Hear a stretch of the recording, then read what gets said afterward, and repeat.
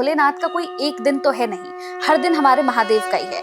फिर ये पूरा सावन का महीना जो एक महीना है, ये बिल्कुल अलग कैसे है? संसार पूरा का पूरा रंग रोगन होने लगता है इसके बाद प्रकृति में, कंदराओं में, हिमालय में, पर्वतों में, पहाड़ों में, जमीन में, खेती में, भूमि पर और वनस्पतियों में एक अलग रंग चढ़ने लगता है।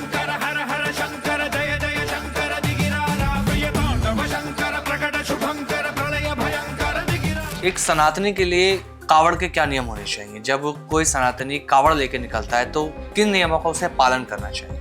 बोले हिंसा, असत्य, मद मोह लोभ और काम क्रोध का त्याग करें। रास्ते में जो कांवड़ लेकर जाते हैं, अगर कोई गाड़ी उनको थोड़ी सी भी टच हो जा रही है तो आप भी देख रहे होंगे कि वो पूरी गाड़ी तोड़ देते हैं। ढाबा तोड़ दिया, किसी की बस तोड़ दी, किसी की गाड़ी पूरी तोड़ दी। क्या ये धर्म है? बहुत बड़ा संकट है इस देश का। उस संकट का नाम क्या है मालूम? उस संकट का नाम है कि लोग आंख से नहीं, कान से देखते हैं। क्या कावड़ यात्रा महिलाएं भी कर सकती हैं? महिलाओं को ये सब काम इसलिए नहीं करने क्योंकि सामाजिक उनकी कुछ गरिमा है। भीड़ में आप जा रहे हो, आपके किस अंग प्रत्यंग में किसका हाथ लगेगा नहीं पता। आप जब पैदा कर सकती उन लोगों को जो लोग दुनिया के सब काम कर सकते, तो आपको करना क्यों है? नमस्कार दोस्तों, बहुत बहुत स्वागत है आप सभी का इस पॉडकास्ट में। मैं आप सभी के साथ हूं कंचन। आज का पॉडकास्ट भी बहुत ही अलग होने जा रहा है, बहुत ही खास होने जा रहा है। दरअसल सावन का महीना चल रहा है, श्रावण मास चल रहा है। ये पूरा महीना श्रद्धा का महीना है। कहते हैं हमारे भोले बाबा इतने मासूम हैं, इतने ज़्यादा सीधे हैं कि हमारे भोले बाबा किसी भी चीज़ से बड़े प्रसन्न हो जाते हैं। बस आपके अंदर जो भाव है, जो श्रद्धा है, वो पवित्र होनी चाहिए। आज हम श्रावण मास पर ही बात करने वाले हैं कि आखिर हमारे शिव को, हमारे महादेव को क्या कुछ पसंद है और इस श्रावण मास के अंदर ऐसे कौन से ग्रह हैं जो जाग जाते हैं और ऐसे कौन से ग्रह हैं जो शांत हो जाते हैं। ये पूरा महीना हमसे क्या कुछ कहता है। बात धर्म पर भी होगी और बात धर्म को लेकर आज हम आगे भी बढ़ाएंगे। बहुत से ऐसे सवाल होंगे जिन सवालों का उत्तर हमारे खास आज मेहमान देने वाले हैं इस पॉडकास्ट में। तो चलिए फिर इसे शुरू करते हैं। बहुत इंटरेस्टिंग, बहुत ही अच्छा होने वाला है आज का पॉडकास्ट, अंत तक जरूर देखिएगा। शुरू कर रही हूँ। हमारे साथ हमारे खास जो मेहमान हैं, बहुत ही खास हैं। आपके यहाँ पर मैं उनकी मुलाकात आपसे कराने जा रही हूँ। हमारे साथ अनंत श्री विभूषित श्रीमद जगत गुरु रामानंदाचार्य स्वामी सतीशा आचार्य जी महाराज, जो कि प्रेमेश्वर पीठ महर्षि आश्रम के पीठाधीश्वर भी हैं। बहुत बहुत स्वागत है महाराज श्री आपका। बहुत आभार। इस धर्म यात्रा में आपने हमें अवसर दिया कि मैं कुछ और लोगों को धर्म से संबंधित कुछ बता सकूं, कुछ कह सकूं। धर्म प्रचार की इस यात्रा मुझे अपने मंच को साझा करने का अवसर दिया, इसके लिए आपको बहुत आभार, धन्यवाद। बिल्कुल। और धर्म को लेकर मैं आज बहुत सारे आपसे प्रश्न पूछने जा रही हूँ महाराज श्री यहाँ पर, क्योंकि बहुत से लोग धर्म को लेकर अलग अलग तरह की आजकल प्रतिक्रियाएं दे रहे हैं और बहुत कुछ हम देख भी रहे हैं। लेकिन सबसे पहले शुरुआत मैं सावन से ही करूंगी कि सावन का जो महीना है, ये पूरा महीना महाराज श्री ये इतना ज्यादा मतलब पवित्र क्यों माना जाता है? कहते हैं कि भोलेनाथ का कोई एक दिन तो है नहीं, हर दिन हमारे महादेव का ही है। फिर ये पूरा सावन का महीना जो एक महीना है, ये बिल्कुल अलग कैसे है? देखिए, इसको आप और थोड़ा महत्वपूर्ण तरीके से समझिए। श्रावण का महीना प्राकृतिक तौर पर, प्राकृतिक रूप से ये गुरु मंत्र है। ये गुरु शिष्य की परंपरा का आधार मंत्र है। गुरु शिष्य इसलिए क्योंकि गुरु शिष्य को कुछ बनाना चाहता है, कुछ देना चाहता है, सर्वश्रेष्ठ कर देना चाहता है, संपन्न कर देना चाहता है, वैभवशाली कर देना चाहता है, दुनिया का सबसे बेहतर इंसान बना देना चाहता है। धन से, वैभव से, संपदा से, ऐश्वर्य से, कीर्ति से, सब तरह से संपन्न कर देना चाहता है। तो श्रावण की शुरुआत होती है गुरु पूर्णिमा के पर्व से, वहां से प्रारंभ होता है। अब आप इसको प्राकृतिक तौर पर देखिए, संसार पूरा का पूरा रंग रोगन होने लगता है इसके बाद प्रकृति में, कंदराओं में, हिमालय में, पर्वतों में, पहाड़ों में, जमीन में, खेती में, भूमि पर और वनस्पतियों में एक अलग रंग चढ़ने लगता है, एक अलग संपन्नता आने लगती है। आप कभी सामान्य आपके जो गमले में पुष्प लगे हों, पेड़ वेड़ लगे हों, उनमें आप घर में पानी डालिए, खूब नहला दीजिए उसको और देखिएगा उसका क्या रंग है। और फिर बरसात के पानी से एक बार नहाने दीजिए, 4 बूंदे पड़ जाने दीजिए, फिर उसका रंग देखिएगा। ऐसा लगेगा आप कुछ भी प्रयास कर ले पानी डालकर, उस पत्ते में, उस पंखुड़ी में, उस वृक्ष में वो आनंद आपको नहीं दिखेगा। जैसे ही बरसात का मौसम आता है, जैसे उसके ऊपर जल गिरता है ऊपर का, जब बादल बरसते हैं तो अभिषेक होता है मानो। ये जो प्रकृति है, ये जो धरती है, इसका आकार अगर आप भौगोलिक तौर पर देखें तो पृथ्वी गोल नहीं है, अच्छा। पिंड के आकार की है। जैसे जैसे रिसर्च आगे बढ़ती वैसे वैसे आप चीजों को जानते हो। पहले पहले आपको आश्चर्य होगा कि अगर आप क्रिश्चियन इत्यादि की किताबें पढ़ें तो वो 8 कोने की और 16 कोने की पृथ्वी मानते थे। फिर धीरे धीरे धीरे धीरे और कट हुआ और थोड़ा शोध रिसर्च हुआ, फिर लोगों ने गोल कहना शुरू कर दिया। वास्तविकता में ये पिंड के आकार की है। पिंड का मतलब होता है जैसे शिवलिंग दिखाई पड़ती है, तो वो पिंड के आकार की पृथ्वी और कटोरे के आकार का आसमान मानो शिवलिंग रखी हो। अच्छा। प्रकृति का दर्शन क्या है? मानो शिवलिंग रखी है और उसके ऊपर जल बरस रहा है। जल कब बरसता है? सावन भादों में खूब पानी बरसता है इधर, तो अभिषेक होता है। इस अभिषेक का फल क्या दिखाई पड़ता है? पूरी की पूरी धरती पुष्पित और पल्लवित होती है, फलित होती है, संपन्नता दिखती है।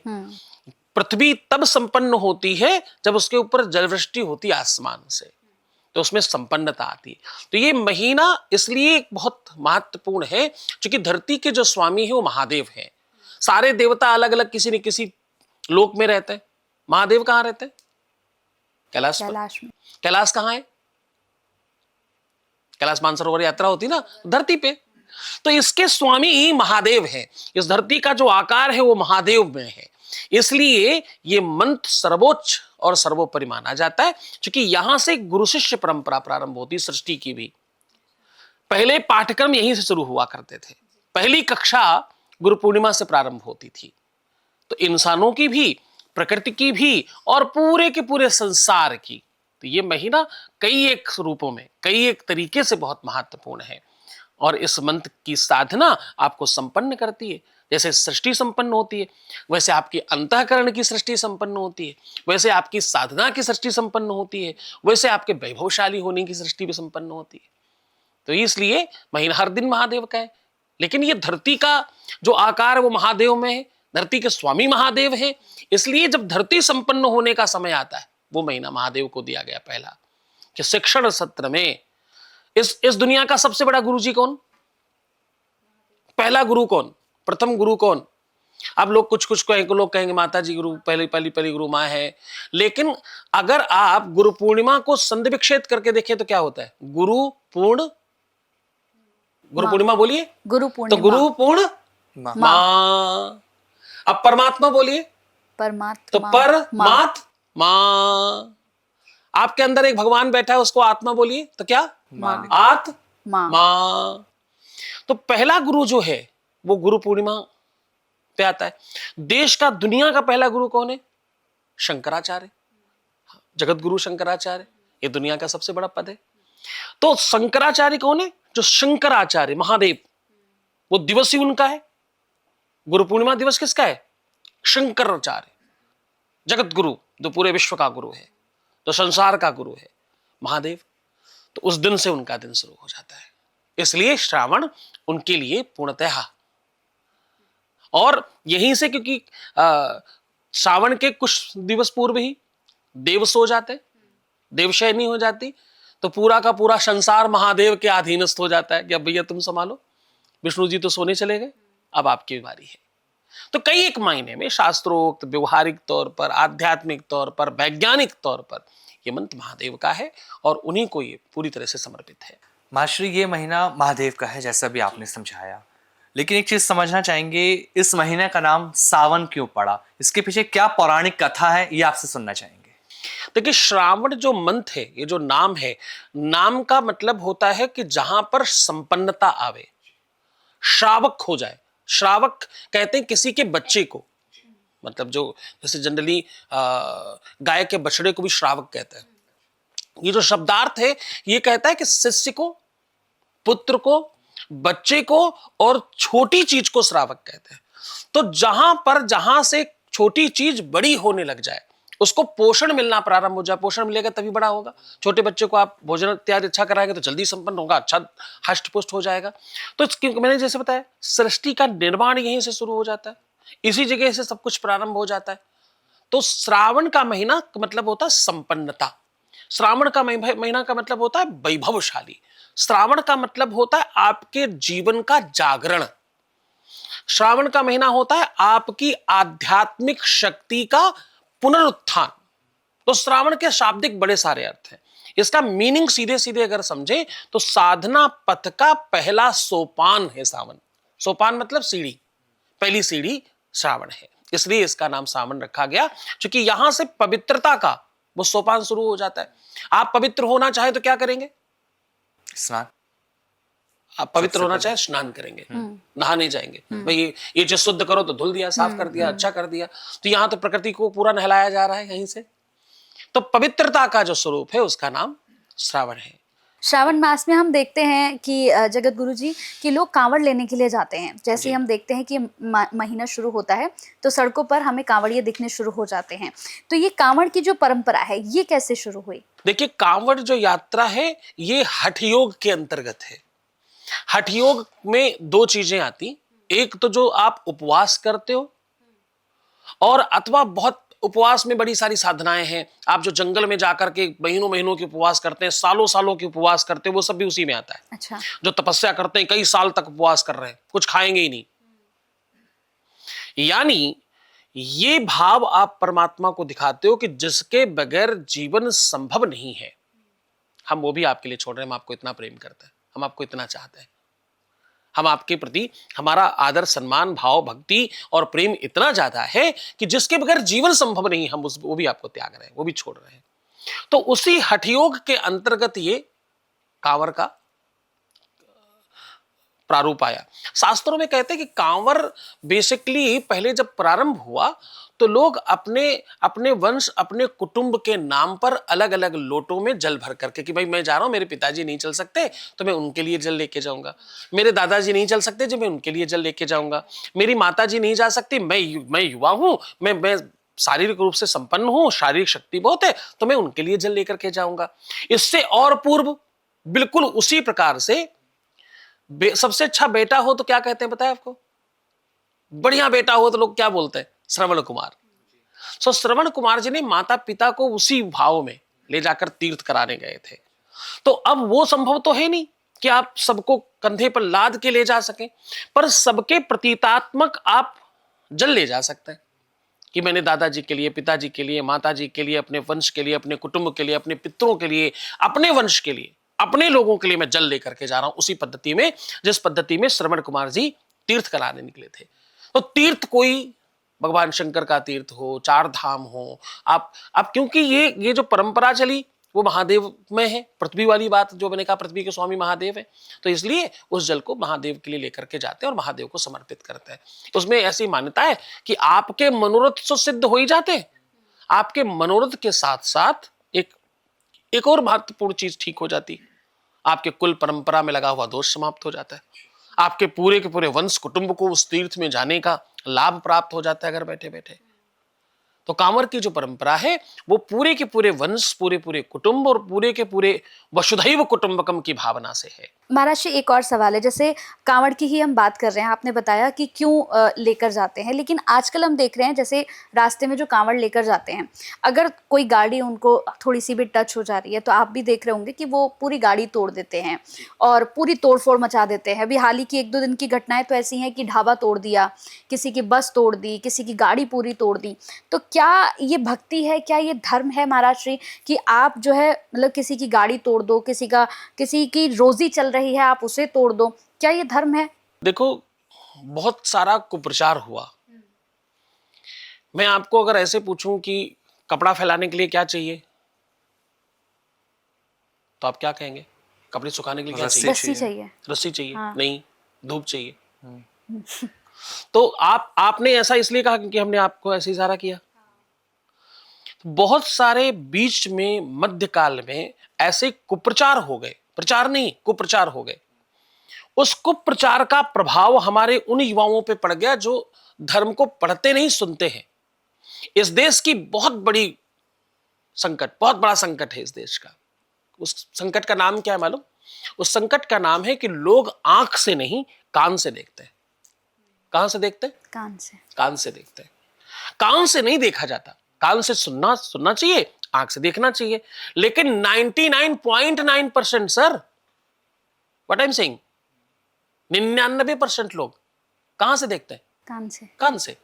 वो आपको पता है वो जो आपके साथ वाली एंकर है उसका चक्कर चल रहा है मालूम? ओ माय गॉड, सच में? अब वो बेचारी सामने से आई, हम तो उसको वैसे देख रहे हैं। आहा, उस बेचारी को पता ही नहीं है, उसको मालूम ही कुछ नहीं है ऐसी कोई ही एक बात। ये बहुत विडंबना है। लोग कान से देख रहे हैं, आंखों से देखना चाहिए। उस कान से देखने की परंपरा के कारण कितना कुप्रचार हुआ है। पुरानी फिल्मों को याद करो, जितना कोई अमीर आदमी है वो दुष्ट होगा और जितना गरीब आदमी होगा वो हीरो होगा। हीरो होगा तो गरीबी होगा, अमीर हीरो नहीं हो सकता कभी भी। किसी भी फिल्म में अमीर हीरो हो ही नहीं सकता, किसी सूरत पे नहीं हो सकता। मतलब क्या है? गरीबी रहो, क्योंकि हीरो रहना है। हर कोई हीरो बनना चाहता है, विलन कौन बनना चाहता है? तो मतलब गरीबी में रहना ये हमें सिखा दिया गया। हम कुली हैं तो हीरो हैं। अरे ये कोई बात है साहब? हमें अमीर बनने का शौक क्यों नहीं है? हमें अमीर बनने की ललक क्यों नहीं है? हमारे ऊपर क्या थोप दिया गया और हमने चुपचाप ले लिया? जितना अमीर आदमी है वो तो केवल खून पी करके ही बड़ा हो सकता है और कोई तरीका ही नहीं है। ये सच है क्या? ये रियल है क्या? कोई धर्म प्रवीण व्यक्ति अच्छा बिजनेस करे, व्यापार करे तो बड़ा आदमी नहीं हो सकता? बिल्कुल हो सकता है। लेकिन नहीं दिखाया गया। दिखा के एक आदमी नहीं, सालों साल यही दिखाया गया। कोई मुस्लिम है तो वो अच्छा ही होगा, कोई हिंदू है तो वो बुरा ही होगा। कोई, आप जातिगत कैसे अच्छा और बुरा कह सकते हैं? जो अच्छा है वो अच्छा है, जो बुरा है वो बुरा है। जो बिल्कुल संस्कृत में बात कर रहा है, शुद्ध हिंदी में बात कर रहा है, वो चंपू होगा। शक्तिमान देखिए, उसमें एक चंपू है, श्रीमान जी मैं आपसे वार्तालाप करने की स्थिति में अभी नहीं हूं, तत्परता के साथ मैं आपसे पुनः वार्ता संस्थापित करूंगा। अब ये जो भाषा बोल रहा है वो कौन है? वो चंपू है। गंगाधर है। उस पे हंसना चाहिए, वो हंसने की चीज है। अरे मतलब फिर संस्कृत पढ़ना ही नहीं है, फिर क्यों पढ़ना? ऐसी चंपू चीज क्यों पढ़नी है? यो चीज पढ़नी है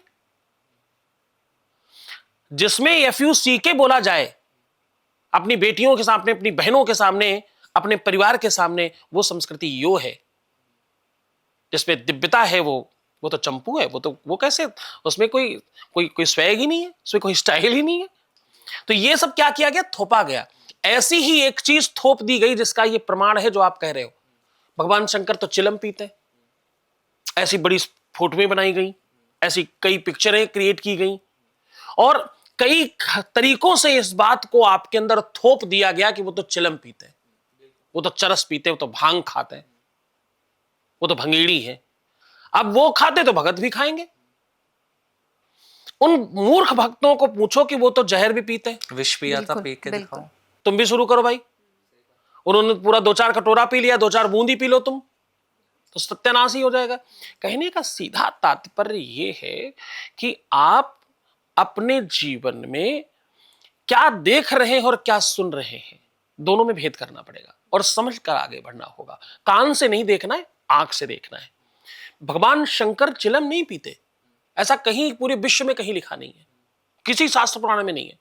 पर आपको हजारों फोटो मिल जाएंगी, कोई विरोध करने वाला नहीं इस बात का नशे से जोड़कर कि ही देखा आपके जाता। भगवान को, आपके ईश्वर को, आपके सर्वोच्च परमात्मा को, जो देवादिदेव महादेव है, उसको भांग और धतूरा और मतलब चिलम में दिखाया जा रहा है। उसका मतलब ही नहीं पता।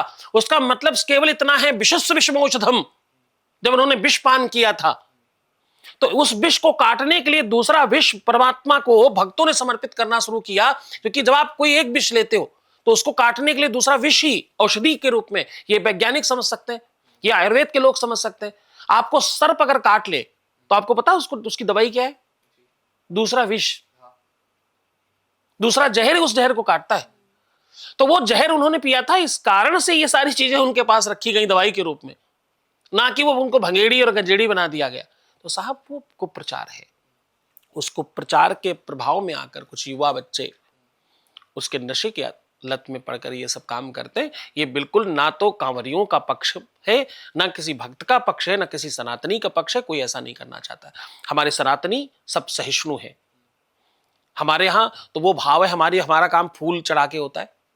हमारा जल चढ़ा के काम होता है, आरती दिखा करके, गले लगा करके, नमस्ते करके, प्रणाम करके काम चलता है। हम लड्डू खिलाने वाले लोग हैं, मीठा खिलाने वाले हैं, हर हर छोटी छोटी बात पर मुंह मीठा कराने वाले लोग हैं। तो हमारे यहाँ तो इसी से काम चलता है। हम सब लड़ाई झगड़ा दंगा फसाद वाले तो लोग ही नहीं है। ये तो कुप्रचार ने हमारे ऊपर ये थोप दिया, ये डाल दिया कि तुम ऐसे बन जाओ। ये हमारा स्वरूप नहीं है और ये बिल्कुल गलत है। कोई भी कांवरिया अगर ऐसा कर रहा है तो उसकी साधना समाप्त हो जाती है। कोई कांवरिया ऐसा नहीं करेगा। जो जानकार कांवरिये हैं वो ऐसा नहीं करेंगे, क्योंकि कांवरिया स्वयं भगवान शिव हो जाता है उस समय पर। वो उस समय इंसान नहीं रहता, वो महादेव है। तो उसको उस समय कोई नशा करना, एक तरफ आप व्रत कर रहे हो, एक तरफ आप उपवास कर रहे हो, एक तरफ आप जल नहीं तीर्थ का जल लेकर के जा रहे हो, तो आप तो उस समय भगीरथ हो गए। आप लेके जा रहे हैं, गंगा को कोई लेकर के आया था, आज वो अवसर आपको मिल रहा है, आप जहर खाते घूमेंगे, आप झगड़े करते घूमेंगे। इससे आपकी साधना नष्ट होती है। ये बहुत अच्छा नहीं है, ये बिल्कुल ठीक नहीं है, ये धर्म विरुद्ध है, ऐसा नहीं करना चाहिए। महर्षि, एक सनातनी के लिए कावड़ के क्या नियम होने चाहिए? जब कोई सनातनी कावड़ लेके निकलता है तो किन नियमों का उसे पालन करना चाहिए? देखिए, कांवरिये के लिए 7 चीजों का पहले परित्याग लिखा गया है। कांवरिया स्वयं भगवान हो जाता है, कांवरिया स्वयं ईश्वर हो जाता है।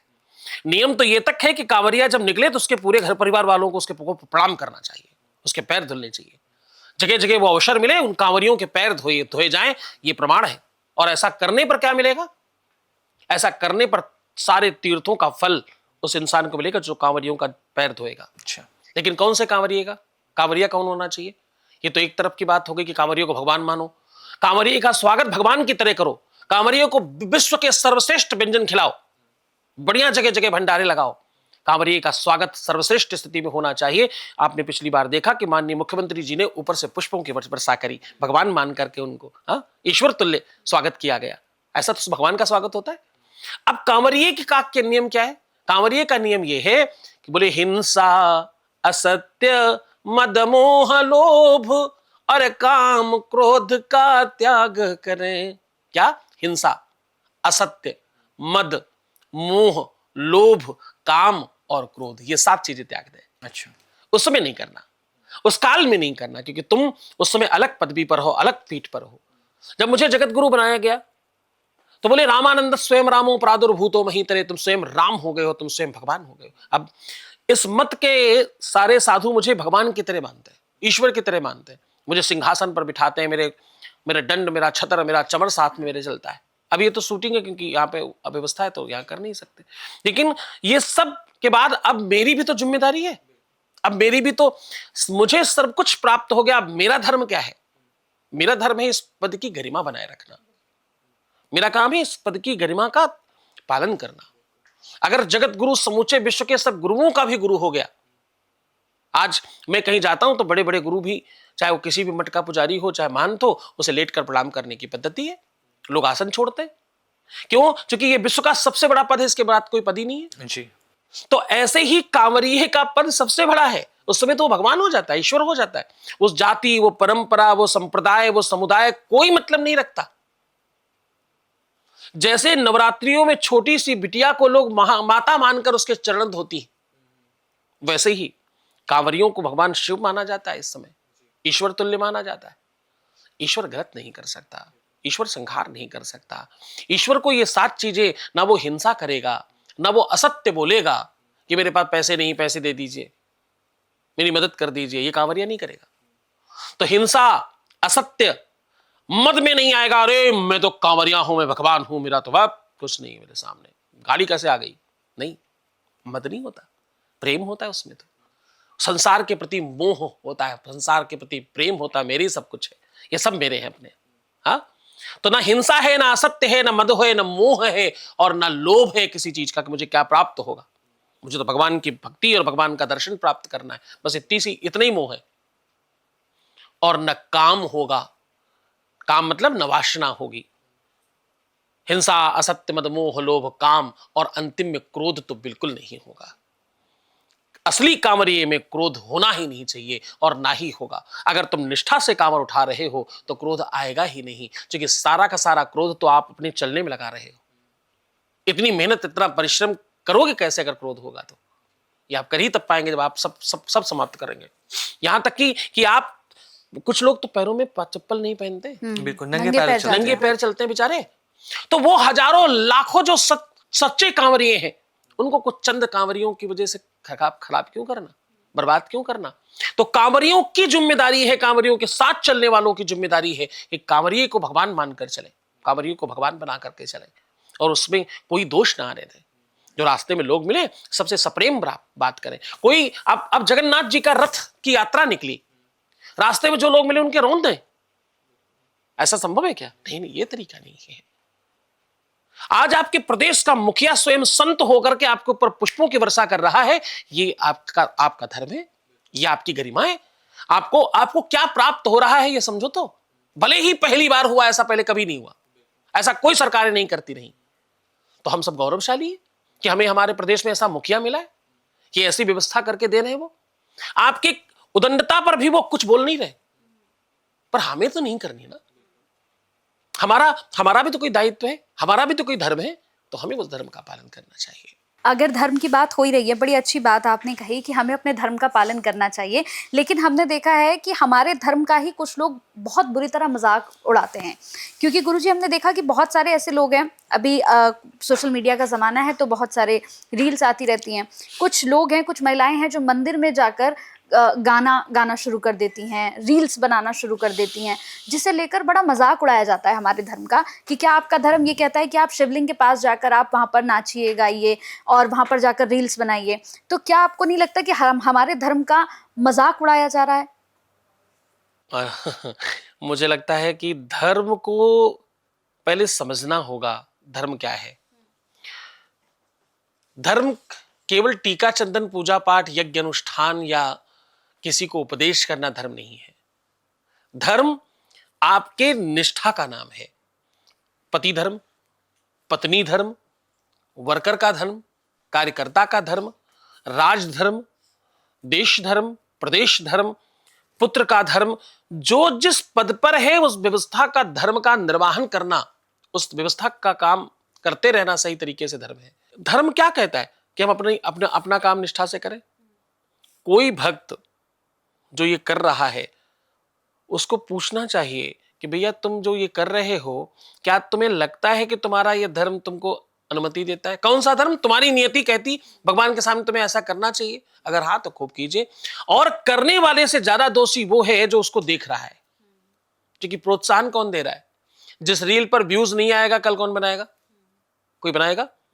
मेरे एक बड़े अच्छे मित्र हैं, कवि हैं, उन्होंने एक अच्छी कविता लिखी है, मुझे बड़ी पसंद आई। वो दिन भर रील बनाती है, पढ़ती नहीं पढ़ाती है, बेटी के ऊपर लिखा उन्होंने, और बड़ी अच्छी कविता है ये। अंतिम में वो पूरी की पूरी कविता का सारांश ये है कि एक गरीब बाप की बेटी, उस पिता ने किस्तों पे लेकर के बेटी को मोबाइल दिया ताकि वो पढ़ सके, तो वो पढ़ती नहीं पढ़ाती है, दिन भर रील बनाती है। वो रील बनाने लग गई। अंत में कोई पंचर वाला लड़का उसको पसंद आया उसी रील को बनाते हुए, और उस रील को देख करके बड़े बड़े बूढ़े लोग आनंद ले रहे हैं, जबकि उनकी पौत्री और उनकी नाती की एज की बिटिया है। चाहे तो वो उसको अनसब्सक्राइब कर सकते हैं, ब्लॉक कर सकते हैं, कमेंट कर सकते हैं, अथवा रोक सकते हैं उसको। लेकिन लोग ये भूल जाते हैं कि आज हम किसी दूसरे की बिटिया और पौत्री पुत्री को देख रहे हैं, कल लोग हमारे यहाँ भी देखेंगे। आपकी बेटी जितनी शरीफ दिख रही है वो होगी कि नहीं ये दूसरों से पूछो, तुमको थोड़ी पता है। जैसे दूसरों वालों को तुमको पता है, वैसे तुम्हारे वाले को दूसरे को पता है। तो कुछ भी सुधारने के लिए हमको भी सुधरना होगा। उस कविता का अंत का सारांश ये है कि वो बेटी गलत व्यक्ति से विवाह कर लेती है और अंत में जाकर नहर के किनारे एक बक्से में कटी पड़ी मिलती है। तो पिता अपनी बेटी के 100 के बाद भी कुछ और तो नहीं कर रहा, पर अभी भी उस मोबाइल की किस्त चुका रहा है। उसका सारांश मुझे बहुत पसंद आया कि आज हर घर में ये हो रहा है। रील का प्रभाव क्या है? बननी चाहिए कि नहीं बननी चाहिए? बिल्कुल बननी चाहिए। अगर कोई कंस्ट्रक्टिव काम कर रहे हो 100% होना चाहिए। पर इसका प्रभाव क्या है? इसका बड़ा प्रभाव वो है कि आप वो इनहेल कर रहे हो जो तुम्हारे जीवन को बर्बाद कर रहा है। पहला, आज ही आप सब अपने अपने मोबाइल में स्क्रीन टाइम चेक करना, तो आपको पता चलेगा जितनी देर तुम काम करते हो उससे कहीं ज्यादा टाइम तुम रील्स देखकर अपना टाइम बर्बाद कर रहे हो। तो बच्चों, तुम्हारे जीवन में जितना भी समय है उसको रील देखकर बर्बाद करोगे, अमीर कौन बनेगा? तुम तो गरीब ही रह जाओगे। तुम तो रील देख रहे हो, रील देखने के पैसे तो मिलते नहीं। सही बात। देखने जिसको तुम देख रहे हो उसको भले थोड़े पैसे मिल रहे हो, तुमको तो नहीं मिल रहे। तो तुम गरीब रह जाओगे अगर तुम रील देख रहे हो, क्योंकि कोई भी व्यक्ति आजकल 2-4 घंटे से कम रील नहीं देखता। कोई भी, कह रहा हूं 99.9% लोग कम से कम 2-4 घंटे देखते हैं, और देखने वाले तो 8-8, 10-10 घंटे, 12-12 घंटे भी रील देखते हैं। सुबह दोपहर शाम, जहां फुर्सत मिली शुरू। और इसका दूसरा प्रभाव क्या है? तुम जो देखोगे, जो सुनोगे, जो खाओगे, जो पियोगे, जो छुओगे, वही महसूस करोगे और वही बन जाओगे। गलत चीजें देखने के बाद क्या होता है? आपके ऊपर प्रभाव पड़ता है, फिर आपका शरीर एक्टिव होता है उस तरह से, और उसी प्रकार की सोच डेवलप होती। आज मान लीजिए आपने किसी फिल्म में रोते हुए किसी इंसान को देखा, कोई ऐसा सीन देखा जिसमें रोने का भाव है, आप कितने ही कम भावुक हो, आप रोने लग जाएंगे, जबकि आपको पता है नौटंकी चल रही है, आपको मालूम है कि ये नाटक चल रहा है, फिर भी आप रो देंगे। तो इसका मतलब क्या है? इसका मतलब जो तुम देखते हो उसका सीधा प्रभाव आप पर पड़ता है। तो भैया गलत चीजें देखोगे, गलत प्रभाव पड़ेगा, माइंड में गलत चीजें आएंगी, फिर क्या होगा? आगे जाकर के कहीं कोई कटा मिलेगा, कोई ड्रम में मिलेगा, कोई बक्से में मिलेगा, कोई नदी में मिलेगा, कोई कटा पड़े में मिलेगा। तो क्या होगा? यही सब तो होगा। जो देख रहे हो वही सब कुछ आपके माइंड में चल रहा है, वही दिमाग में चल रहा है। अगड़म बगड़म देखोगे, अगड़म बगड़म ही पाओगे। पुराने लोग रामायण देखते थे, महाभारत देखते थे, अच्छे सीरियल्स देखते थे, अच्छी बातें करते थे, दादा बाबा के साथ बैठते थे, कहानियां सुनते थे, परिवार में बैठकर भोजन करते थे, तो उनका मानस वैसा था।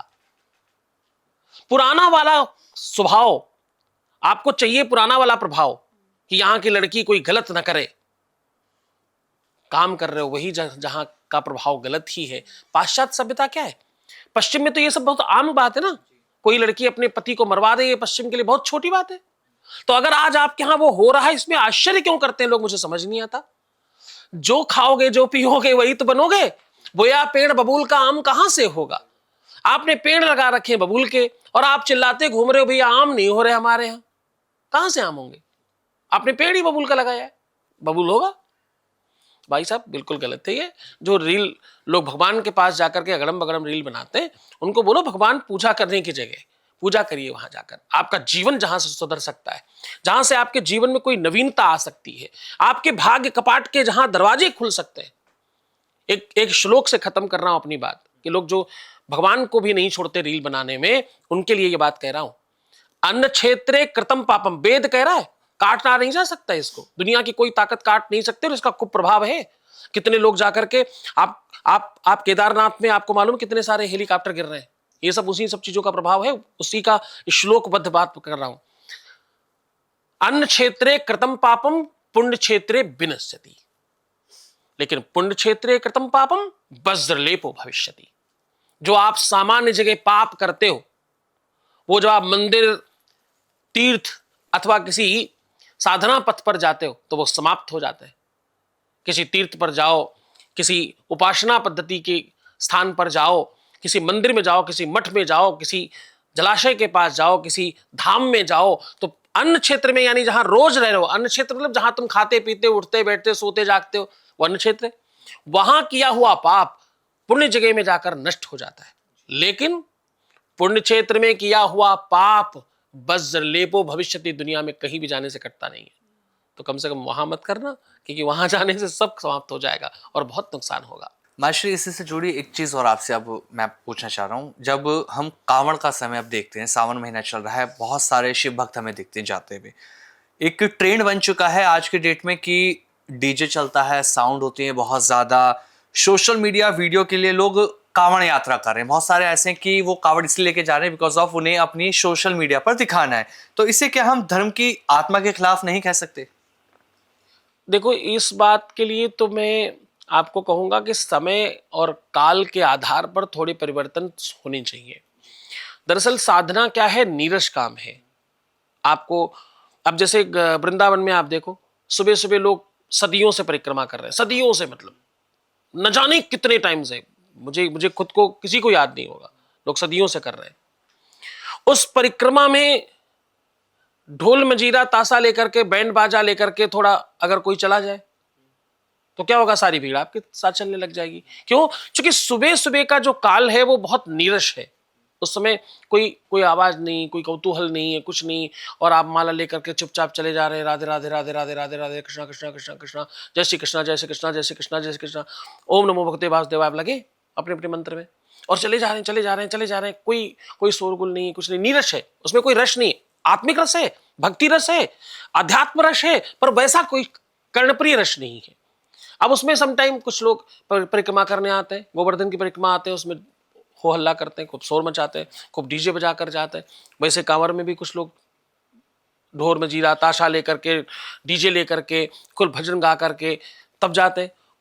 संगीत क्या है कि थोड़ा आपके शरीर में रोमांच डालता है, आपके रक्त में संचार बढ़ा देता है, थोड़ा उत्साह बढ़ जाता है, उसमें कोई बहुत आपत्तिजनक बात नहीं है। ये करने में कुछ नहीं, आपत्ति नहीं है। कोई अनकंस्ट्रक्टिव काम करना, अतिक्रमण करना, चाहे वो वाणी से अतिक्रमण किया जाए, चाहे शारीरिक रूप से अतिक्रमण किया जाए, वो गलत है। शोर मचाओ, भगवान के नाम बोलो, भजन गाने में कहीं साउंड बजने में, संगीत बजने में कर्णप्रिय लगता है, तो वो नीरस काम भी थोड़ा रसवान हो जाता है। तो यद्यपि ये शास्त्रोक्त नहीं है, लेकिन फिर भी क्षम्य है, किया जा सकता, बुराई नहीं है उसमें। उसमें कोई आप ऐसा पाप नहीं कर रहे हो कि भाई कोई गलत काम आपने कर दिया। आप काम तो वही कर रहे हो, दवाई वही है, बस आपने शहद में डालकर खा ली है, बस इतना सा हुआ, तो वो बुरी बात नहीं, वो तो कर सकते हैं। लेकिन बहुत से लोग ये कहते हैं कि जैसे अभी आमिर ने कहा कि कांवड़िए जो है वो डीजे लेकर जाते हैं, बहुत शोरगुल करते हैं और बहुत डीजे पर धुन बजाते हुए कांवड़ लेने के लिए जाते हैं। लेकिन बहुत से लोगों का कहना है, जैसे ही हमारा ये कांवड़ का समय शुरू होता है तो लोग कहते हैं कि ये जो छूट होती है ये सिर्फ सनातन धर्म में ही है। अगर किसी और धर्म की अगर मैं बात करूँ, अगर उसमें हम कुछ भी करते हैं, हमारा कोई त्यौहार आता है, हम अगर सड़क पर बैठकर नमाज भी पढ़ना चाहते हैं तो इसकी भी हमें छूट नहीं है। लेकिन सनातन धर्म में इतनी छूट है कि आप डीजे बजाकर सड़क पे आराम से नाचते गाते कांवड़ लेने जा सकते हो। तो ऐसा क्यों, ये भेदभाव क्यों? नहीं नहीं, इसमें भेदभाव नहीं है। विश्व का कोई भी धर्म अपने अपने अपने पर्वों का उत्साह मनाता ही है। उत्साह मनाने में किसी भी प्रकार की कोई रोक टोक न कभी थी और न शायद कभी हो पाएगी, क्योंकि ये संसार का नियम है ना। पूरी की पूरी जो जनता है उन्हीं के आधार पर नियम बनते हैं। तो जो लोग हैं रहने वाले संसार में, उनके आधार पर नियम बनाए जाते हैं। आप मुस्लिम धर्म में देखिए, मुहर्रम में वो जब ताजिए निकलते हैं तो उनके भी खूब साउंड बजता है, खूब हो हल्ला होता है, हाय हुसैन हम न थे, खूब चिल्ला कर जा रहे होते हैं। आमिर साहब बताएंगे, ऐसा होता है। आप बकरीद में खूब उत्साह मनाया जाता है, ईद में खूब आनंद मनाए जाते हैं, कव्वालियाँ होती, खूब लोग उत्साह मनाते हैं। आप क्रिश्चियन धर्म में देखिए, वो एक अलग तरीके के उनका साज-बाज होता है, उसको बजा करके यात्राएं निकालते हैं जीसस मैरी और उसके लिए। आप सिखों में देख लीजिए, गुरु ग्रंथ साहब की जब यात्रा निकलती तो खूब कीर्तन नृतन करते हुए लोग जाते हैं, उनके हाथ नगर कीर्तन और ये सब बड़ा बंधा हुआ है। विश्व का कोई भी ऐसा धर्म, विश्व का कह रहा हूं, इंडिया का नहीं, विश्व का कोई भी ऐसा धर्म नहीं जिसमें उत्साह मनाना नहीं बताया गया हो। उत्साह मनाते ही हैं सारे, अतिक्रमण सब में मनाए। अब वो मुहर्रम में तुम तलवारें लेकर के निकलो तो मना करना पड़ेगा ना, किसी को लग गई, किसी को कुछ हो गया, आप अतिक्रमण क्यों करना भाई? तलवार लेकर निकलना, भाले कलशी लेकर निकलना, पूरे सड़कें जाम कर देना, लोगों को मारना काटना गलत है ना। मेरे कांवरियों के लिए जैसे मैंने कहा कि वो अतिक्रमण कर रहे हैं तो गलत है, वैसे उनके लिए भी गलत है। तो दुनिया में कोई भी अतिक्रमण कर रहा वो क्षम्य नहीं है, वो सरकारें भी नहीं क्षम्य करेंगी, ना कोई संसार का संत, ना जगत गुरु, न शंकराचार्य और ना ही कोई सरकार इसके लिए कैसे आपको अलाउ करेगी।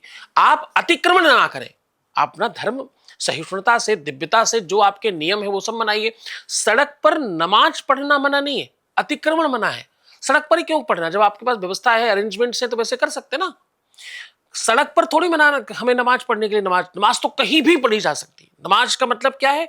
वो जो परमात्मा का जहां पर भी इबादत की जा सके, तो वो आप कहीं खेत में कर सकते हो, कोई जगह की मांग करके कर सकते हो, किसी पार्क इत्यादि में जाकर कर सकते हो, जहां आपका बाहुल्य क्षेत्र है वहां एक जगह बैठकर कर सकते हो। सड़क पर क्यों करना है?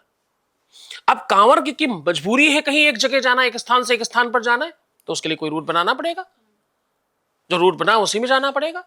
तो कहीं ना कहीं नियम और कानून किसी भी मजहब, पद्धति और धर्म को लेकर के नहीं, आवश्यकता, व्यवस्था और सिस्टम और नियम को लेकर बनाया जाता है। उसके आधार पर होगा तो सबके लिए क्षम्य है। महाराष्ट्र एक चीज और जानना चाहते हैं, क्या कांवड़ यात्रा महिलाएं भी कर सकती हैं? अच्छा प्रश्न है। देखो, महिलाएं ऐसा दुनिया का कोई काम नहीं जो नहीं कर सकती जी। मुझे कभी किसी एंकर ने ही पूछा कि महाराष्ट्र शंकराचार्य क्यों नहीं बन सकती कोई महिला।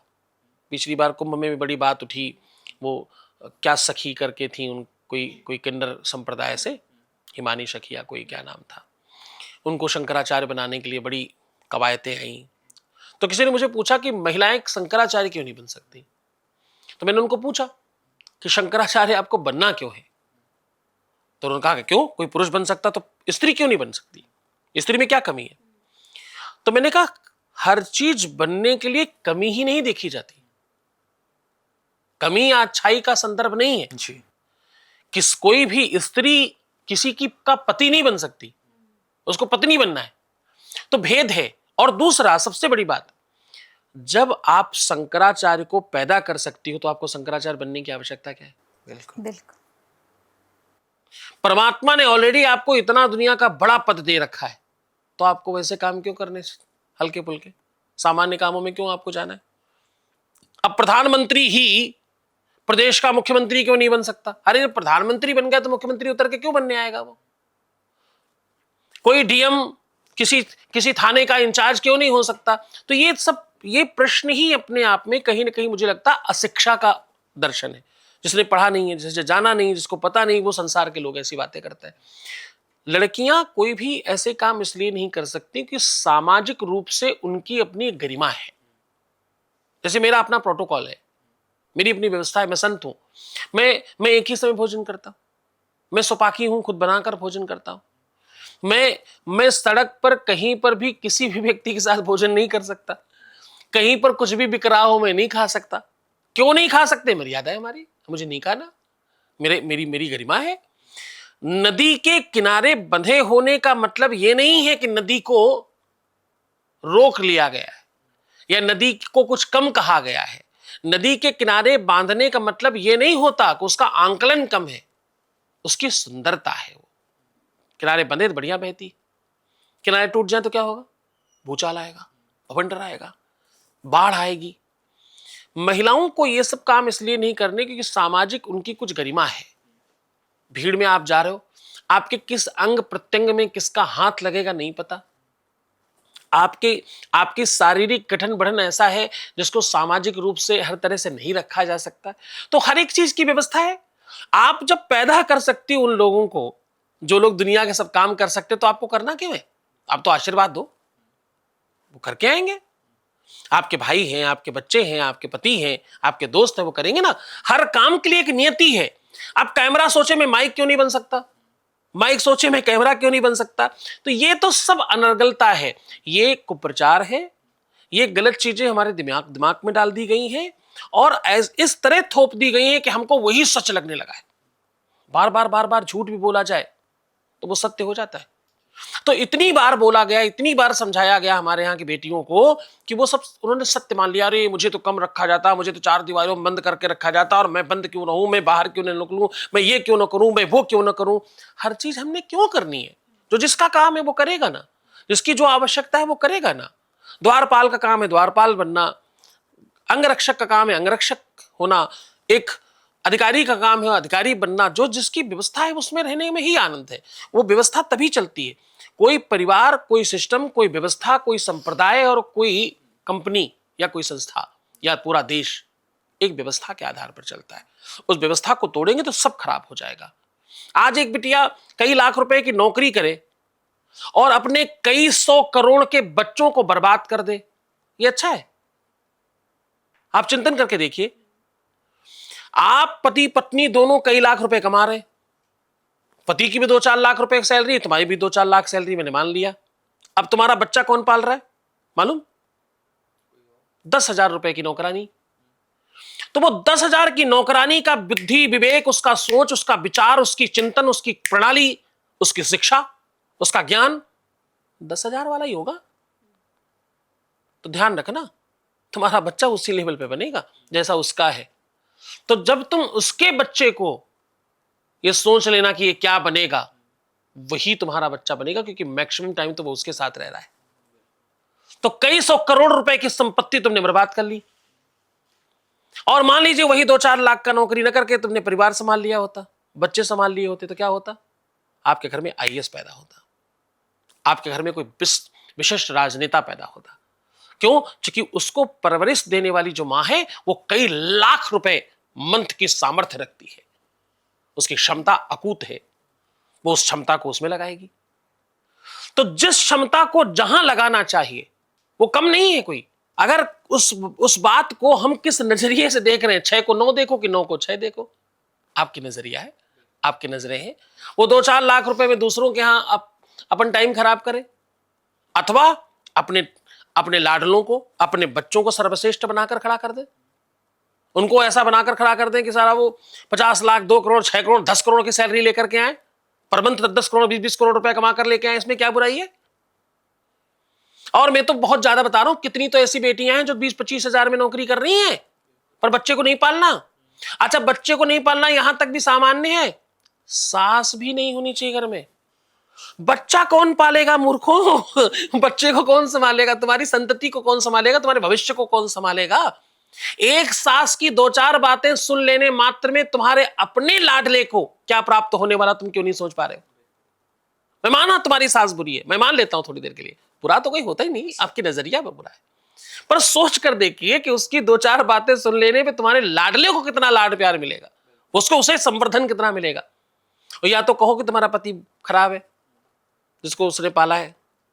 एक प्रोडक्ट जिस कंपनी का ऑलरेडी सुपर हिट है, उस कंपनी को तुम खराब कह रहे हो? हाँ उसको कह रहे हो कि ये बेकार है, कैसे पॉसिबल है? तो साहब, चिंतन, सोच प्रणाली, वो कुप्रचार, उससे बाहर आने की आवश्यकता है। हम लोग हिंदुस्तानी, सनातन धर्म सब चिल्ला रहे हैं, मान कहां रहे? मानना भी तो है। हम बदलेंगे तो जग बदलेगा, हम बदलेंगे तो संसार बदलेगा। हमको तो अमेरिका वालों की तरह रहना है, पर वहां का कुप्रभाव कौन लेगा? जो तुम आज एसी चला के यहां पर बैठे, एसी का कुप्रभाव कौन लेगा? अब नहीं लेंगे ना। एक गांव में काफी सारे लोग रहते थे। एक बड़ा भगत था, उसने भगवान को कहा, भगवान मेरे संकट ज्यादा है, मेरे संकट बहुत बड़े, आप एक काम करो, हमारे बगल में गुप्ता जी रहते हैं, हमारे वाले उनको दे दो, उनके वाले हमारे उनको दे दो। तो भगवान ने कहा ठीक है, कल एक काम करो, पूरे गांव के लोग अपना अपना संकट की पोटली बना करके मंदिर में लेके आना, फिर जिसको जो समझ में आए ले जाना उठा करके, जिसकी चाहो तुम उठा लेना। ऐसा किया गया। 150 लोग गांव में रहते थे, सब अपनी अपनी संकट की पोटली बना करके लेके आए। अब जब पोटलियां निकलने लगी घर से, तब पता लगा, अरे बाप रे, इसके घर की इतनी बड़ी पोटली, ये तो बड़ा खुश दिखाई पड़ता था। अच्छा, इसके घर की, अरे बाप रे बाप, ये तो ट्रक में लेके आ रहा है। तो लास्ट में ये हुआ कि जिन्होंने भगवान से कहा था कि मुझे किसी और का संकट दे दो, मेरा वाला किसी और को दे दो, वो बोले नहीं भाई, मेरा ही बहुत है, मैं तो अपने में ही संतुष्ट हूं, मुझे अपनी वाली पोटली दे दो, मेरी तो सबसे छोटी है। कम से कम मैं अपने संकटों को डील करने की ताकत तो रखता हूं, क्षमता रखता हूं। मुझे पता तो है मेरे घुटने में दर्द होता है, तो मुझे मालूम है भैया फलाना तेल में लगा लेता हूं, ठीक हो जाता है। अब दूसरे का क्या पता वो क्या करता है, उसको क्या संकट है। हमारे तो घुटने में दर्द था, उसको घुटना ही नहीं था। हमारे तो दर्द ही था, उसको तो घुटना ही नहीं है। तो वो लेकर मैं क्या करूंगा? जब उनकी नींद खुली तो उन्हें लगा स्वप्न में हो, लेकिन वो स्वप्न उनको जागृत कर गया। तो जीवन में आप दूसरों को देख करके, अमेरिका वाले को देख करके आप कैसे जीवित रहोगे भैया? उसका संकट भी आपको पता करना पड़ेगा। जब वो रंगे चुंगे घूम रहे हैं, वो जीन्स पहनकर घूम रहे हैं, तो आपको यह समझना पड़ेगा वो लालायित है धोती पहनकर घूमने के लिए।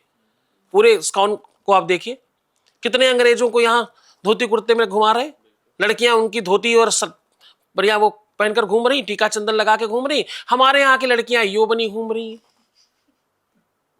आप सोच के देखिए ना साहब, जिनको तुम बेहतर मान रहे हो, वो तुम्हें फॉलो कर रहे हैं, तुम उनको फॉलो कर रहे हो। कुप्रचार है ये मात्र हमारे ऊपर थोपा गया अरेंजमेंट है। हमारे यहाँ के बच्चे निर्वस्त्र होते जा रहे हैं धीरे धीरे, उनके यहाँ के बच्चे सवस्त्र होते जा रहे हैं धीरे धीरे। परिवर्तन है, इसको रोकना होगा, इस पर काम करना होगा। यहां फिर अगेन कह रहा हूं, आंख से देखा करो और कान से सुना करो। लोग कान से देखते हैं और आंख से सुनते हैं, बहुत गलत है। जैसे अगर हम बात ही कर रहे हैं इसकी, तो एक और चीज़ मैं पूछना चाहूँगी। हम देख रहे हैं कि अमेरिका की ही चीज़ों को लोग फॉलो कर रहे हैं। वहाँ पर एक चीज़ चलती है कि रिश्तों को लेकर ना, वहाँ पर जगत गुरु जी, वहाँ रिश्तों को लेकर लोग इतना सोचते नहीं हैं। आज शादी हुई है, कल अगर रिश्ता अच्छा नहीं चल रहा है तो वो छोड़ते हुए ज़्यादा दिमाग नहीं लगाते। तुम्हारी मेरी नहीं बन रही है, हम तुम्हें छोड़ रहे हैं।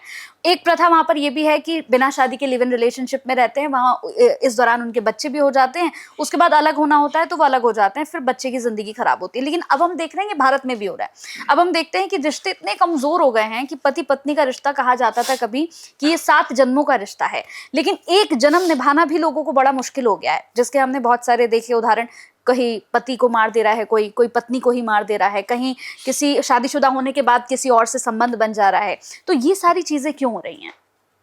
इसका फिर वही अगेन आपको बता रहा हूँ, ये हर घर घर की कहानी हो गई। बहुत तलाक की संख्या बढ़ गई। पारिवारिक न्यायालय में न जाने कितने केस लंबित पड़े हैं, और ये बड़ी विडंबना है। बहुत संकट है, बड़ा कष्ट है। इसमें सबको जागृत होना चाहिए। इसमें सबको बहुत लगने की आवश्यकता है। ये इसलिए भी आवश्यक है वार्ता, क्योंकि हर परिवार की बात है ये। हम जो देख रहे हैं, जो उल्टी सीधी चीजें आप देखते हो, आपके दिमाग में वही चलता है।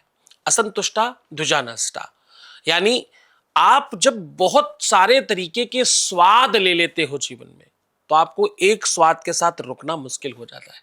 आपके बहुत दोस्त हो जाएं, बहुत मित्र हो जाएं, आपके पास बहुत सारे ऑप्शंस खुल जाएं। आप आजकल भोजन में आप देखते हैं कि बहुत सारे व्यंजन रखे होते हैं। उसमें सबसे बड़ी मुश्किल क्या है मालूम आपको? वो किसी व्यंजन का स्वाद नहीं ले पाता इंसान। वो छोटी सी प्लेट में सब रखना है, और सब ये उधर जा रहा, वो उधर जा रहा, वो उधर जा रहा, वो उधर जा रहा है। और मैक्सिमम टाइम क्या होता है कि आपका पेट फालतू चीजों से भर जाता है। अच्छी चीज तक आप पहुंचते हो, तब तक आपके पेट में जगह नहीं बचती। आपको लगता है यार वो क्यों खा लिया, ये खाना चाहिए था। बस ऐसे ही रिश्तों के साथ हो रहा है कि आपके जीवन में इतने सारे ऑप्शंस हैं खुले हुए। ये दोस्त है, ये कम दोस्त है, ये ज्यादा दोस्त है, ये और ज्यादा दोस्त है, ये और कम है, ये फलाने का दोस्त है, ये दोस्त का दोस्त है। इससे सिर्फ यहां तक की बात होती है। ये जितनी सारी चीजें हम पश्चिमी कलेक्ट कर रहे हैं, ये बिल्कुल उस तरीके से है। हमारे कहावत कहा जाया करता था, पहने कुर्ता पर पतलून, आधा फागुन आधा जून। 50-50 नहीं चलता, 100-100 चलता है। या तो 100% अमेरिकन हो जाओ और उसको पूरा अपनाओ, सोच लो कोई बात नहीं। 100 लोग भी जीवन में आएंगे तो कोई संकट की बात नहीं है। एक तरफ हमें पतिव्रता, पतिपरायणता और सती सावित्री पसंद है, और दूसरी तरफ, मैं केवल बेटियों की बात कर रहा हूं, दूसरी तरफ मुझे अमेरिकन यो पसंद है, स्वैग पसंद है, स्टाइल पसंद है, बराबरी पसंद है, और न जाने क्या क्या। बराबरी का मतलब जो है ना, वो लोगों ने गलत तरीके से रखा है। बराबरी कभी हो ही नहीं सकती एक स्त्री और एक पुरुष में, कभी नहीं हो सकती। जीवन में अगर कुछ नहीं हो सकता उसका नाम है बराबरी, हो ही नहीं सकती। हमेशा लड़का बड़ा रखा जाता है शादी में, कारण नहीं पता ना तुमको, इसलिए तुम मूर्खता कर रहे हो। बराबरी चाहिए, बराबरी चाहिए, बराबरी चाहिए। हो ही नहीं सकती बराबरी कभी लड़का और लड़की की, जीवन में नहीं हो सकती। कोई नहीं कर सकता, विश्व में कोई नहीं कर सकता। क्यों नहीं हो सकती बराबरी? बराबरी इसलिए नहीं हो सकती क्योंकि लड़की कई हजार टाइम ज्यादा बड़ी है लड़के से। लड़की का दिमाग, लड़की का विवेक, लड़की का चिंतन, लड़की की शक्ति, लड़की की एनर्जी, उसकी पावर, उसकी सामर्थ्यता सब बहुत बड़ा है। एक लड़की पेट में तक ज्यादा जल्दी बड़ी होती है लड़के से। लड़की और लड़के कम टाइम, ज्यादा टाइम लेते हैं। लड़के ज्यादा टाइम लेते हैं पेट में, लड़कियां कम टाइम लेती हैं पेट में। पेट तक से ज्यादा बड़ी हैं, और कहां से बात करा जाए। इस कारण से लड़के की एज ज्यादा रखी जाती, लड़की की कम रखी जाती, ताकि वो मैच कर सके लड़का, सोच में भी, विचार में भी। शारीरिक आयु का मतलब नहीं है, सोच और विचारों का मतलब है। लड़की बहुत बड़ी है, बहुत विशाल है, उसको अपनी सामर्थ्य का पता नहीं। बराबरी चाहिए, बराबरी चाहिए, बराबरी चाहिए का मतलब यह होता है तुम अपना सत्यानाश ले रही हो। मतलब आपको ज्यादा चमकने वाला सोना चाहिए, मतलब आप आर्टिफिशियल की तरफ जा रहे हो। सोना तो वैसे ही होता है जैसा होता है, उसमें ज्यादा चमक कम चमक क्या होती है? गोल्ड तो गोल्ड है, उसमें क्या कम ज्यादा। तो बराबरी हो नहीं सकती जिसको आप बराबरी कर रहे हो। उसमें पुरुष ऑलवेज स्त्रियों से बहुत छोटा है, यह हमारे शास्त्रों ने पहले ही मान रखा है। बिना स्त्री के सामर्थ्य के पुरुष कुछ है ही नहीं। पुरुष कमा कर ला सकता है, पूरा संभालने का काम तो स्त्री का ही घर में। मैं आपको, हमारे साथ आप घूमिए, 10-10, 15-15 हजार रुपए की कमाई में आप घरों में चल करके देखिए, वो आपको संपन्नता दिखेगी, आपको आनंद आ जाएगा, आपको आश्चर्य होगा ये परिवार चल कैसे रहा है। फिर आप उसके घर की महिला को देखिएगा, स्त्री को देखिएगा, वो उसमें सामर्थ्य है, इसलिए तो हमें हमारे यहाँ उसको लक्ष्मी कहा जाता है। कई कई लाख रुपए कमाने वाले उस तरह नहीं रह पा रहे, कारण घर की लक्ष्मी, घर की बिटिया, वो लड़की जो संभाल रही है पीछे से सारा कुछ। हम सबकी माओ ने ऐसे ही संभाला है। बहुत छोटे से सामर्थ्य में पूरा घर चलता था, सब पूरा हो जाता था, कुछ कमी नहीं पड़ती थी। हम हर त्योहार पर नए कपड़े पहनते थे, हाँ जी ना जी, पहनते थे ना।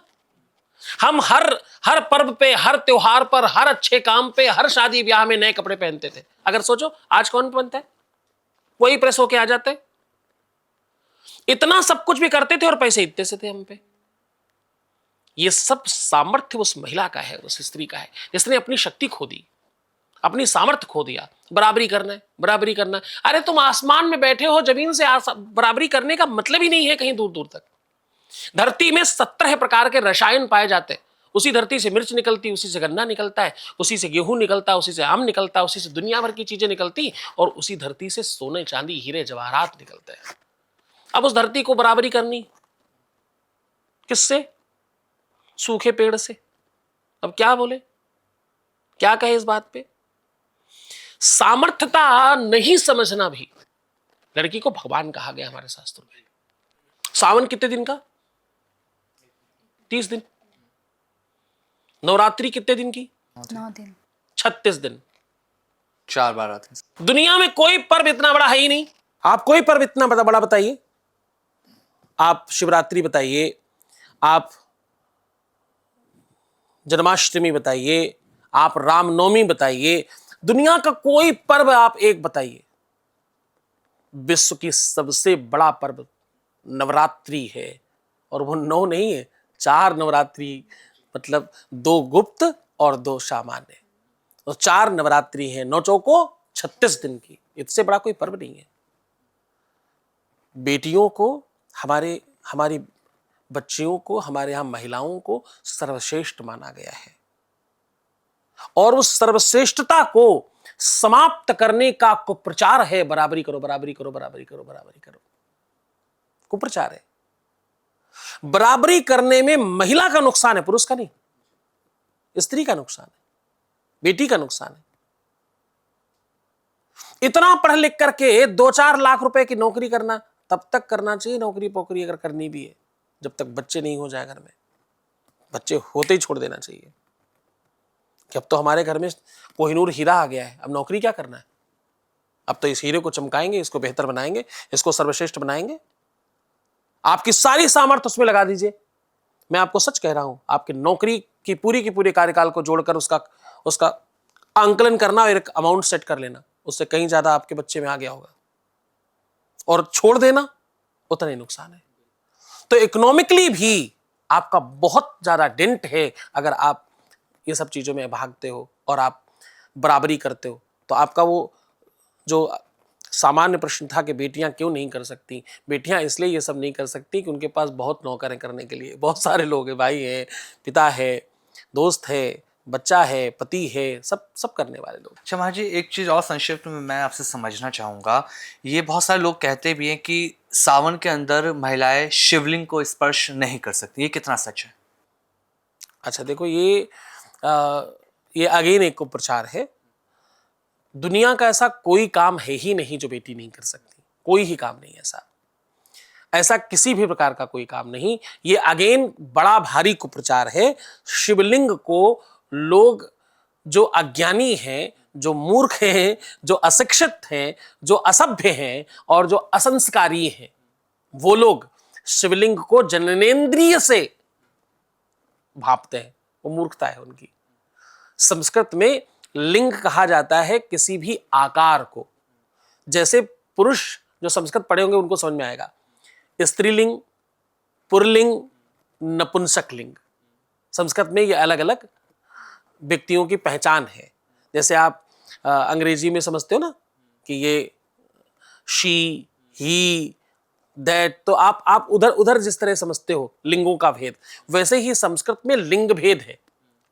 स्त्री को भी स्त्रीलिंग कहा जाता है, पुरुष को पुरुष लिंग कहा जाता है, और नपुंसक को भी नपुंसक लिंग कहा जाता है। तो लिंग का मतलब एक आकार है, एक स्वरूप है। लिंग का मतलब जननेंद्रिय से नहीं है। तो मूर्ख लोग जननेंद्रिय को समझ करके कहते हैं स्त्रियों को नहीं छूना चाहिए। कितने बड़े मूर्ख है। ये तो टोटल ही विनाशकारी बातचीत है। वो तो भगवान है, महादेव है। वो जननेंद्रिय इंद्रिय नहीं है, वो शून्य का, वो आदि से अंत की यात्रा है। शिवलिंग क्या है? शिवलिंग विश्व का की सबसे पहली परमात्मा की सृष्टि है। परमात्मा पहला क्या है? आप अणु को जाएं, बिल्कुल छोटे से छोटे अणु को आप क्या क्या स्वरूप मानते हैं? शिवलिंग। कितना ही छोटा हो जाए, शिवलिंग। तुम्हारे पूरे शरीर में क्या है? शिवलिंग। आपका फेस क्या है? नीचे से पतला, ऊपर से पतला, क्या है? शिवलिंग। हाथ क्या है? शिवलिंग। पेट केवल इतना, क्या है? शिवलिंग। शरीर का कोई अंग काट दो, क्या है? शिवलिंग। नाखून क्या है? शिवलिंग। जो सबसे सूक्ष्म से सूक्ष्म कुछ हो सकता है वो शिवलिंग है। जो विशाल से विशाल कुछ हो सकता है वो शिवलिंग है। ये तो आदि और अंत है। ये तो परमात्मा की वो साकार और निराकार स्वरूप है। साकार और निराकार के मध्य का स्वरूप है, इसका नाम शिवलिंग है। इसको लोग गलत समझते हैं। बिल्कुल। इससे एक और छोटा सा प्रश्न आया मुझे। जैसे आपने शिवलिंग के बारे में बताया कि ये भी एक गलत, सब लोगों के बीच में भ्रम फैला हुआ है, एक कुप्रचार है। हाँ, ऐसे ही हम अगर देखें तो ऐसे बजरंग बली को लेकर भी है, कहते हैं कि वो तो बाल ब्रह्मचारी हैं, उनको भी नहीं छूना चाहिए। और हमने देखा है कि मंदिरों में जो महिलाएं हैं, जो भक्त महिलाएं होती हैं, वो जाकर सिंदूर चढ़ाती हैं, लेप लगाती हैं। तो क्या ये भी कुप्रचार है कि बजरंग बली को नहीं हाथ लगाना चाहिए महिलाओं को? देखो, मैं आपको फिर एक बात कहता हूं, आप हो क्या उस पे पहले पता चलता है। जब आप स्त्री हो, महिला हो, लड़की हो, तो आप किसी न किसी बात से प्रभावित होते हो। जब आप भक्त हो तो कोई मतलब ही नहीं है शरीर का। शरीर माध्यम खल धर्म साधनम। शरीर केवल माध्यम है, स्त्री का हो या पुरुष का। परमात्मा की भक्ति में शरीर मात्र माध्यम है। आप तो आत्मा से भक्ति करते हो, वहां पर वो भाव ही नहीं स्त्री और पुरुष का। एक बार मीरा से किसी ने कहा, वो दर्शन करने गई बिहारी जी का, तो पुजारी ने कहा कि यहां केवल पुरुष प्रवेश होता है, यहां स्त्रियों का प्रवेश वर्जित है। तो मीरा ने कहा, नहीं, मुझे एक बार दर्शन करने दो मेरे गुरुधर के, ऐसे मत करो। उन्होंने कहा, नहीं, यहाँ पुरुष ही जाते हैं, स्त्री नहीं जाती। तो उन्होंने एक पत्र लिखा, बोले ये पत्र अंदर जाकर के गोसाई को दे देना, मैं बाहर बैठी हूं, अगर वो कहेंगे तो अंदर आऊंगी, नहीं तो मैं चली जाऊंगी, कोई बात नहीं। वो पत्र लेकर अंदर गया, बाहर भाग कर आया। साथ में पत्र के पत्रवाहक तो आया ही, साथ में वो गोसाई भी भाग कर आया और मीरा को हाथ जोड़ करके अंदर लेकर के गया और दर्शन कराया। सबने पूछा, उस पत्र में लिखा क्या था ऐसा कि गोसाई का दिमाग खुल गया, उसने नियम तोड़ दिया। तो पता चला उस पत्र में एक लाइन लिखी थी कि मुझे तो पता था दुनिया में एक ही पुरुष है, ये दूसरा पुरुष कौन है जो अंदर बैठा है। अब इसका मतलब क्या हुआ? भगवान कृष्ण गीता में कहते हैं कि पुरुषों में पुरुषत्व में हूं, धातुओं में स्वर्ण में हूं, धातु नामस्मि कांचनम, हाथियों में ऐरावत में हूं। तो बोले कि जो अंदर बैठा है वो तो सबके एक है। अंदर बैठा हुआ तो परमात्मा क्या कह रहा है कि सब में मैं बैठा हूं, सब में मैं हूं। वो हमारी बहन में भी है, आप में भी है, हमारे अंदर भी है, कैमरामैन में भी है, सबके अंदर वही बैठा है। तो जब सबके अंदर, मकान के अंदर बैठने वाला मालिक एक है, तो ये मकान की आकृति देखने वाला कौन है? मकान के बाहर के आवरण से ये कौन पता कर रहा अंदर का मालिक कौन है? मालिक तो सबका एक है, तो स्वामी तो एक ही हो गया। तो जब स्वामी एक है तो ये दूसरा पुरुष कौन बैठा है अंदर जो पूजा कर रहा है? जब पुरुषों में पुरुषत्व चला गया तो बचा क्या? खोखा, खोखा बचा ना केवल। तो ये दूसरा खोखा अंदर क्या कर रहा है जो पूजा कर रहा है? तो जब वो खोखा जा सकता तो ये खोखा क्यों नहीं जा सकता? तो अपन सिर्फ खोखा है, सिर्फ वो डब्बा है, डब्बे के अंदर जो सामग्री रखी उससे परिचय होता है। भगवान की चर्चा में, भगवान की, ये सब इंसानी परंपरा है, स्त्री और पुरुष। इस पर एक और रिसर्च है, डबलिस करके एक रिसर्चर हुआ बाहर यूरोप में, उसने रिसर्च किया। एक वो क्या होता है, मुर्गी के बच्चे को पैदा होते ही गुब्बारे के साथ रख दिया और उसी गुब्बारे के माध्यम से उसको जो भी खाना पीना मिलता तो मिलता रहा। आश्चर्य यह हुआ कि वो बच्चा मुर्गी का उस गुब्बारे को ही अपनी मां समझने लग गया। जिधर गुब्बारा जाता उधर जाता। उससे ज्यादा आश्चर्य यह हुआ कि वो बड़ा होने के बाद भी उसी को अपनी मां समझता रहा। तो रिसर्च ने ये कहा कि आप वही समझते हो जो आपको बचपन से बताया जाता है, जो दिखाया जाता है, जो सिखाया जाता है। शारीरिक गढ़न बढ़न भी आपको बताई जाती है, अन्यथा आपको नहीं पता चलेगा। कितनी ऐसी कथाएं हैं कि शेर भेड़ियों के साथ बड़ा हुआ, भेड़ बनकर के दौड़ता रहा, वो सोचता मैं भेड़ ही हूं, मैं तो यही हूं। वो गायों के साथ फिरता रहा, वो सोचता रहा मैं गाय ही हूं। बाद में उसको कालांतर में किसी ने बहुत हिलाया डुलाया और समझाया कि तू तो भाई शेर है, तो अलग है, तो मेरे जैसा देख, वो ऐसे जैसे पानी में ले जाकर के दिखाया। तो ये सब बातें क्या बताती हैं? ये सब हमारी आपकी सोच है।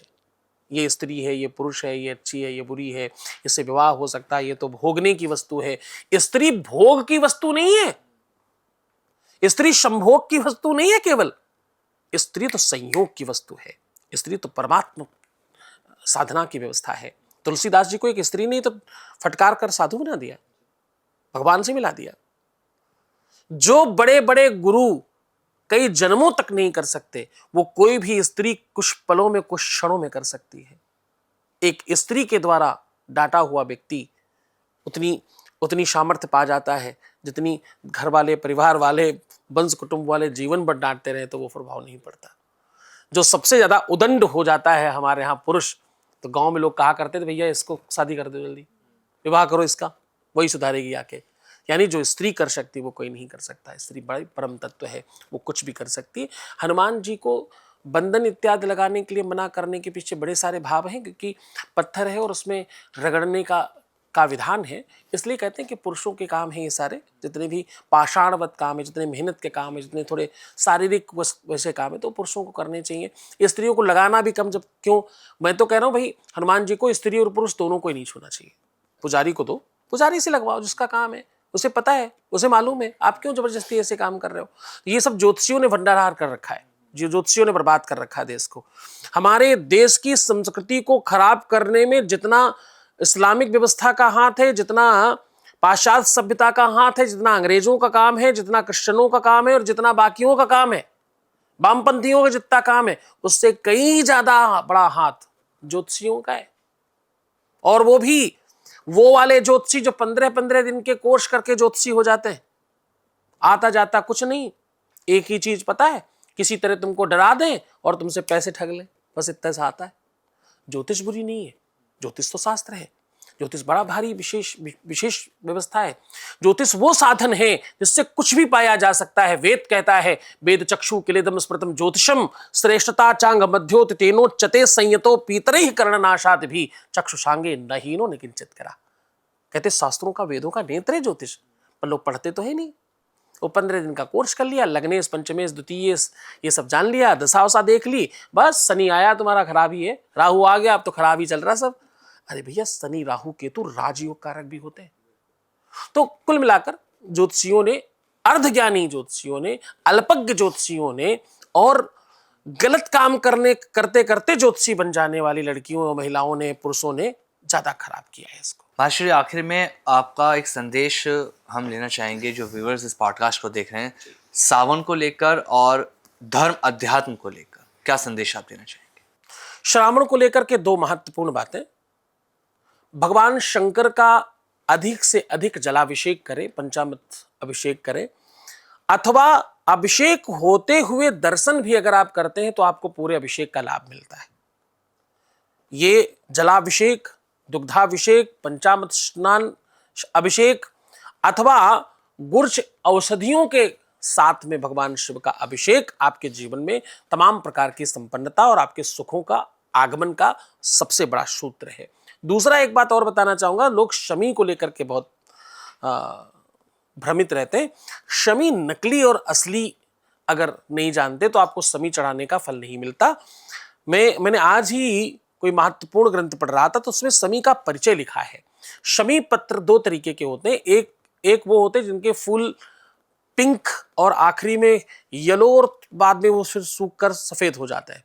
पीले पिंक मतलब यानी गुलाबी फूल होते लंबे लंबे, और उनकी पत्तियां कैसी होती है, लंबी पत्ती और किनारे किनारे छोटी छोटी छोटी छोटी बहुत सारी पत्तियां होती। ये समी नकली समी है। असली समी 3-3 पत्तियों में होती है। इसके कई सारे लक्षण हैं देखने के, लेकिन 3-3 पत्तियों वाली जो समी मिले वो 100% असली समी है। और इसका जो फूल होता है वो वाइट और बहुत लंबा नहीं होता। इसके कांटे जल्दी टूट जाते हैं, इसके कांटे बहुत लंबे नहीं होते। तो भैया समी पत्र चढ़ाने से बहुत लाभ होता है। शमी शमयते पापम समी लोहक गंडकीम धावन अर्जुन बाणानाम शिवस्य प्रियवादिनीम। भगवान शिव को बहुत पसंद है, बहुत पसंद है, बहुत प्रसन्न करती है समी। शनि राहु केतु से शांति मिलती है, दुस्वप्न समाप्त होते हैं, आपके सपने साकार होते हैं, आपके जीवन में सब बुराइयां समाप्त होती हैं, पाप ताप को काटता है। लेकिन असली हो 3-3 पत्तियों वाली असली समी चढ़ाए, भगवान शिव आपका कल्याण करेगा। धर्म बस इतना सा ही है कि आप ईश्वर को ईश्वर माने। न जाने कितने ऐसे परिवार होंगे जिनके घर कई कई महीनों तक भगवान पेपर के ऊपर बैठे होंगे। जरा सोच कर देखिए, कौन ऐसा दुनिया का आदमी है कि भगवान साक्षात आ जाए तो पेपर पे बिठाएगा। तो बस भगवान को भगवान मानो। चीनी का, चिरौंजी दाने का, मिश्री का भोग लगाने के बजाय जो तुम खाओ अच्छा बुरा वो भगवान को खिलाकर खाओ। बस ये पद्धति ही भगवान की प्रेरणा और साधना है। भगवान को भगवान मानो, मूर्ति नहीं। जब आप उनको भगवान मानोगे, तुम नहाते हो, तुम धोते हो, तुम्हें कपड़े बदलने की आवश्यकता होती, तुम्हें वस्त्र बदलने की आवश्यकता होती, तुम अपने बर्तन धुलते हो बार बार, तुम अपने वस्त्र जो तुम्हारा आसन है जहाँ तुम सोते हो उसको परिवर्तित करते हो। बस उसी तरह उनका ध्यान रखो, तुम्हारे जीवन में सर्वविध कल्याण होगा, इसमें कोई संदेह नहीं। सर्वे भवन्तु सुखिनः, सर्वे सन्तु निरामयाः, सर्वे भद्राणि पश्यन्तु माँ कश्चित् दुःख भाग् भवेत्। मैं खूब आशीर्वाद देता हूँ, आप सब खूब प्रसन्न रहें, खूब आनंदित रहें, खूब आपका वैभव बढ़े, आपकी इच्छाओं की पूर्ति हो। श्रावण में महादेव की कृपा आप पर बरसे, और आपका, आपके तमाम दर्शकों का और आपकी सब टीम को बहुत बहुत धन्यवाद कि मुझे इस व्यवस्था में यहाँ आने का आपने अवसर दिया। इसके लिए आप सबका भी आपके बहुत बहुत धन्यवाद बहुत महर्षि, बहुत धन्यवाद। आप आए और इतने ज्ञानवर्धक बातें सावन को लेकर आपने बताई। जय श्री राधे। जय श्री राम।